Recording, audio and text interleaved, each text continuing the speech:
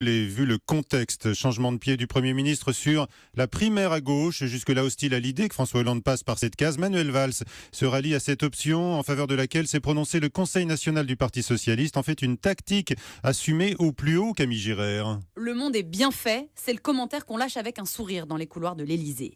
Pourquoi ce sentiment d'avoir joué un bon coup ? Eh bien tout d'abord parce que le calendrier de cette primaire colle parfaitement avec celui de François Hollande. Il annoncera sa décision de se représenter ou non à la fin de l'année et la primaire, elle, se tiendra fin janvier. Et puis il y a aussi la conviction que le président doit passer par cette séance d'explication.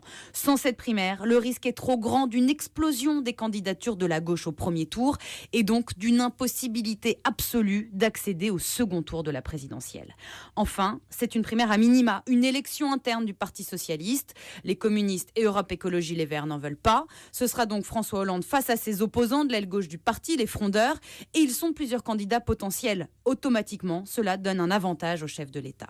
Vous l'aurez compris, le calcul est assez transparent. Le président estime être le candidat le plus fort, et s'il n'est pas capable de gagner la primaire, alors il n'est pas capable de remporter l'élection présidentielle. Merci Camille Giraire. Alors, il fait partie de ceux qui réclamaient une